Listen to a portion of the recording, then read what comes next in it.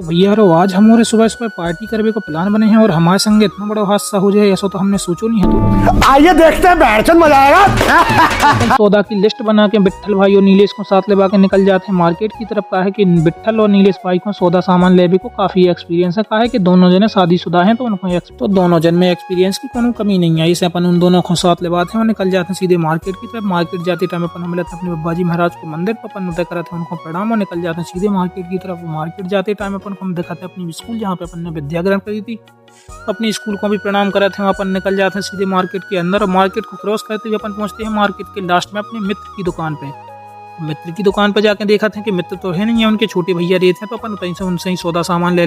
तो ये मित्र की दुकान से सब्जी लेने के बाद मित्रों का थे अपन पेमेंट और अपन को बाकी राशन लेने के लाने और दूसरी दुकान पे भी जाने पड़े थे जहाँ पे अपन को दाल चावल तेल और मसाले वगैरह खरीदने पड़े थे।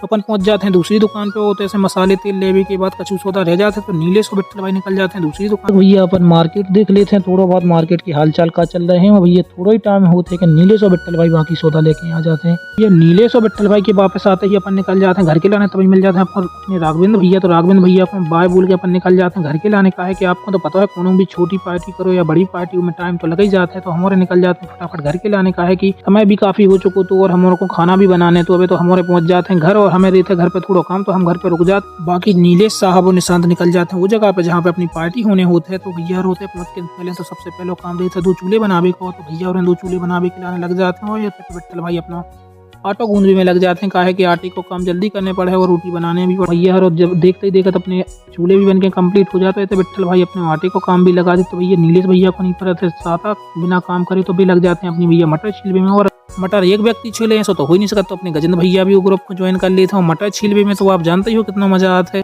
और मटर छिलवे के काम में बहुत ज्यादा टाइम भी लगा थे। आप उनको पता है काहे कि मटर को पहले खाने पड़ा थे फिर छीलने पड़ा थे और बगैर खाए मटर छील ही नहीं जा सकता। तो भैया मटर के काम तो बहुत कठिन हुआ। ऐसे वो नीलेश भैया ने लिए थे। तभी भैया अपने बांटेड भैया भी अपनी ज्ञान की बातें देने लगे थे। बांटेड भैया की ज्ञान खत्म होते ही है कि तभी अपने मामा श्री साहब आ जाते हैं। तबा और चटाई लेके जाके अपन हो दोनों चीजों की बहुत ही ज्यादा जरूरत है गूंदवे के लाने। और भैया आटो गूंदवे के बाद भैया हमारे 2 स्क्वाड में बढ़ जाते हैं। एक स्क्वाड रोटी बनाने वाली और एक स्क्वाड सब्जी बनाने वाली। रोटी बनाने वाली स्क्वाड में रहते हैं गजेंद्र साहब और बिट्ठल भाई और रोटी बनाने वाली स्क्वाड में हम साहब और बांटेड हो जाते हैं।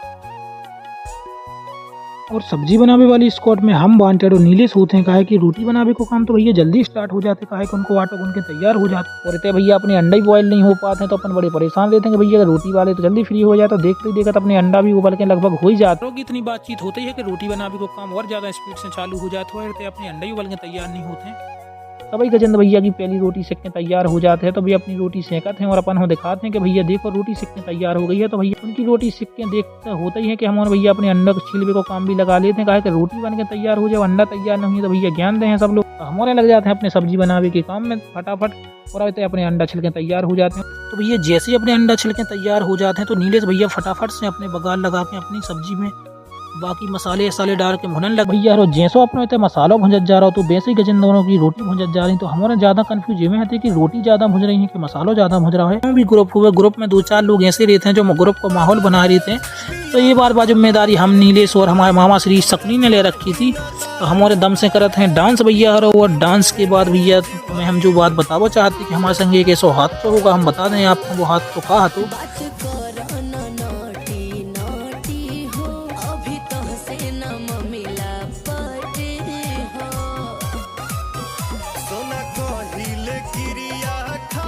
भैया अपन ने पार्टी को खाना ना बना के तो सब कंप्लीट कर दो लेकिन हमें एक इमरजेंसी के चलते जाने पर पार्टी छोड़ के ना तो अपन ने खाना खा पाओ ना ही पूरा खाना को ब्लॉग शूट कर पाओ। भैया जो हादसा हमारे संग होगा है वो तो हम जो ये आपको लास्ट में बतावा चाहती कि भैया पूरी पार्टी की मेहनत कर ली हो खाना खाने के टाइम खाना नहीं खा पाओ। ये क्या हो गया? ये क्या सुन रहा हूँ मैं?